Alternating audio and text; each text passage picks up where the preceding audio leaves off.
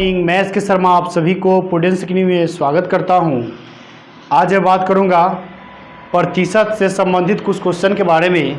ये क्वेश्चन आपका संख्याओं पे आधारित होगा। इसके बारे में हम देखेंगे कि अगर संख्याओं पे आधारित सवाल पूछे जाते हैं तो उसे हम कैसे सॉल्व करेंगे।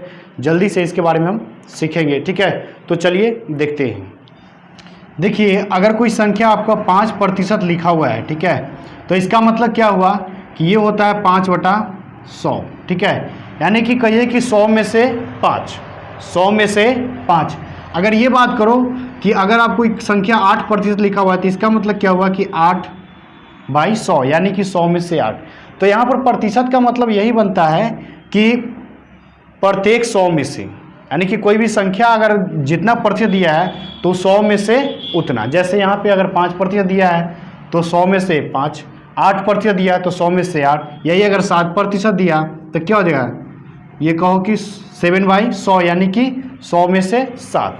तो इस तरह से हम क्या करते हैं कि कोई संख्या अगर प्रतिशत में दिया तो इस तरह से हम उसका मान निकालते हैं, ठीक है।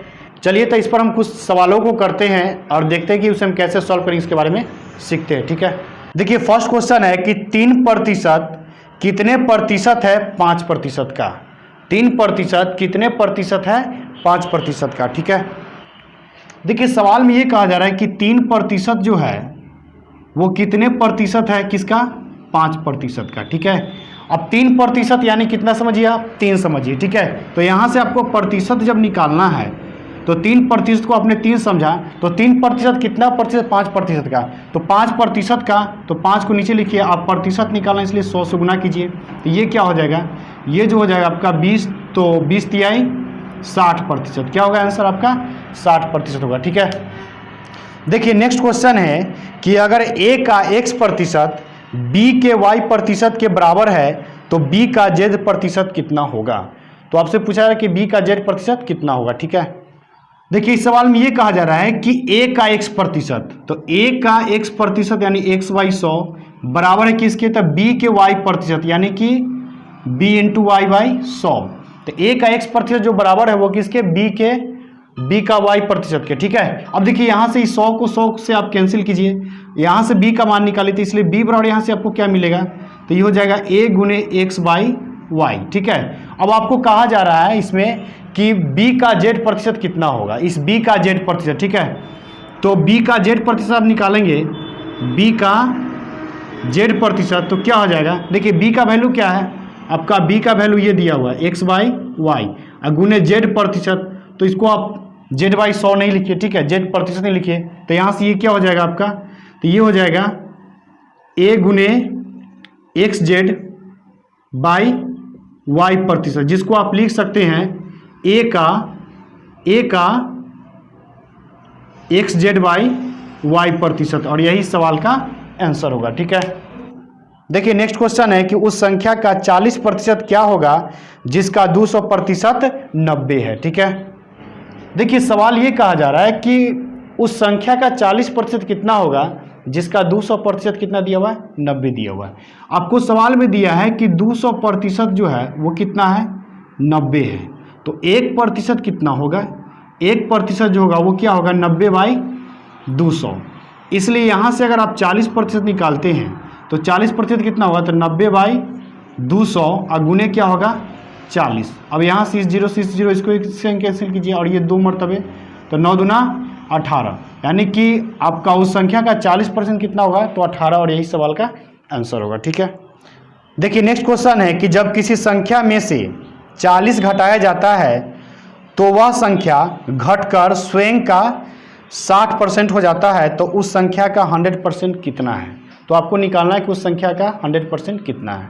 देखिए, सवाल ये कहा जा रहा है कि जब हम किसी संख्या से क्या करते हैं, 40 को घटाते हैं, तो घटाने के बाद क्या होता है कि वह संख्या का स्वयं 60% होता है। जो संख्या है उसका वो क्या होता है, 60% हो जाता है। तो उस संख्या का 100% कितना होगा, ये निकालने के लिए कहा जा रहा है। मान लो कि आप वो संख्या क्या है, आपका वो संख्या क्या है, 100 है। अगर आप इसमें से क्या करते हैं, 40 को घटाते हैं, तो क्या होता है, ये 40 को घटाने के बाद इस संख्या का 60% हो जाता है। तो इस संख्या कितना है, 100, इसका 60% क्या होगा, 60/100 होगा, ठीक है।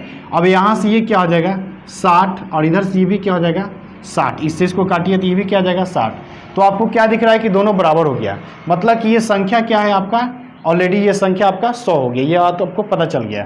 ठीक है, तो इस संख्या का 100% कितना होगा, तो यहाँ से अगर आप प्रतिशत निकालते हैं तो प्रतिशत इस संख्या का तो 100 गुने, ठीक है, 100% तो 100 अब बटा 100, इससे इसको काटिए तो क्या आएगा आपका 100, और यही सवाल का आंसर होगा। यानी इस संख्या का 100% कितना होगा, तो 100 ही होगा। ठीक है, देखिए नेक्स्ट क्वेश्चन है कि 65 का 4/5 119 के 5/7 से कितने प्रतिशत कम है। ठीक है, देखिए सबसे पहले तो आप 65 का 4/5 निकालिए तो 4/5 ये कट जाएगा, 13 चौके 52, क्या आएगा 52।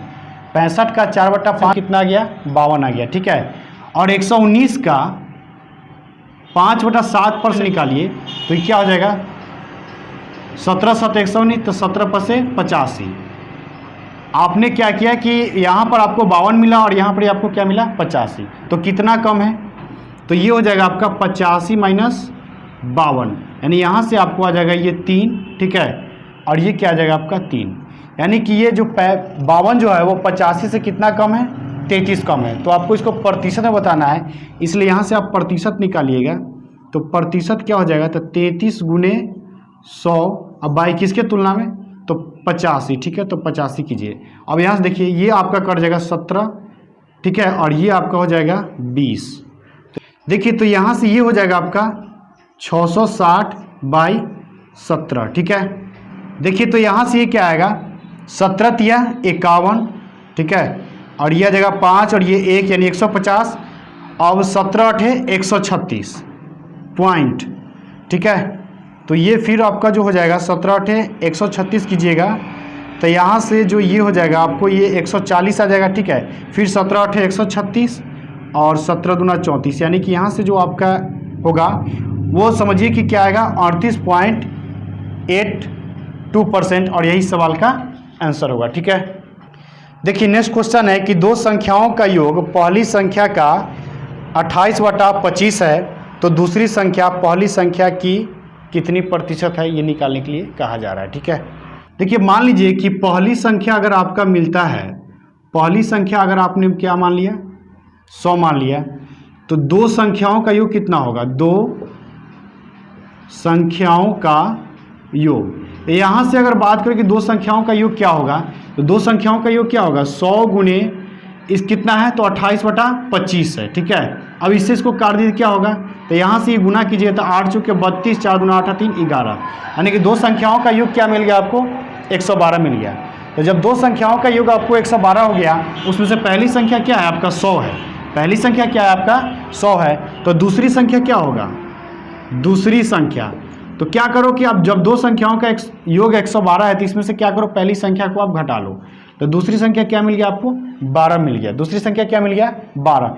अब ये कहा जा रहा है कि दूसरी संख्या जो है पहली संख्या का कितना प्रतिशत है। ठीक है, तो यहाँ से प्रतिशत निकालिएगा आप, तो दूसरी संख्या पहली संख्या का, दूसरी संख्या बाई पहली संख्या अगुने क्या कीजिएगा 100, इससे इसको काट दीजिए तो 12%, और यही सवाल का आंसर होगा। ठीक है, देखिए नेक्स्ट क्वेश्चन है कि किसी एक संख्या के 5% और दूसरी संख्या के 4% का योग पहली संख्या के 6% और दूसरी संख्या के 8% के योग का 2/3 है, तो पहली संख्या का दूसरी संख्या से अनुपात कितना होगा, ये निकालने के लिए कहा जा रहा है। ठीक है, मान लीजिए कि पहली संख्या अगर आपका x है और दूसरी संख्या आपका क्या है y है। ठीक है, पहली संख्या का 5%, ठीक है, प्लस दूसरी संख्या का 4% का जो योगफल है वो बराबर है आपका पहली संख्या का 6% प्लस दूसरी संख्या का 8% के योगफल का 2/3 गुना। ठीक है, ये कहा जा रहा है। अब देखिए आपका 100 से 100 क्या हो जाएगा, कट जाएगा, तो इसको छोड़ दीजिए आप, तो यहाँ से आपको ये मिलेगा कि 5x + 4y बराबर इधर से आपको जो मिल जाएगा वो क्या हो जाएगा 6x + 8y इंटू क्या हो जाएगा 2/3।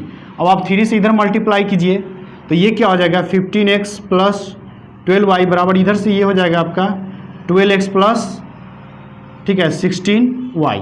अब देखिए क्या कीजिए कि आप y वाले को x वाले को एक तरफ y वाले को एक तरफ कीजिए, तो एक ये क्या हो जाएगा आपको 15x माइनस 12x बराबर आपको मिलेगा 16y माइनस 12y। ठीक, तो यहाँ से ये क्या हो जाएगा, ये हो जाएगा आपका 3x बराबर 4y। ठीक है, इसलिए x y y निकालिएगा तो यहाँ से क्या होगा 4/3, जिसको हम लिख सकते हैं 4:3 और यही इस सवाल का आंसर होगा। ठीक है, तो इस तरह से जितने भी संख्याओं पर आधारित सवाल होंगे उसको हम क्या करेंगे, आसानी से सॉल्व कर सकते हैं। ठीक है, तो उम्मीद करता हूँ कि ये बात आपको समझ में आ गया होगा। अगर वीडियो अच्छा लगे तो लाइक कीजिएगा, शेयर कीजिएगा और चैनल को सब्सक्राइब जरूर कीजिएगा ताकि जितने वीडियो डाले जाए उसका नोटिफिकेशन आपको मिलता रहे। मिलते हैं नेक्स्ट वीडियो में। Thank you.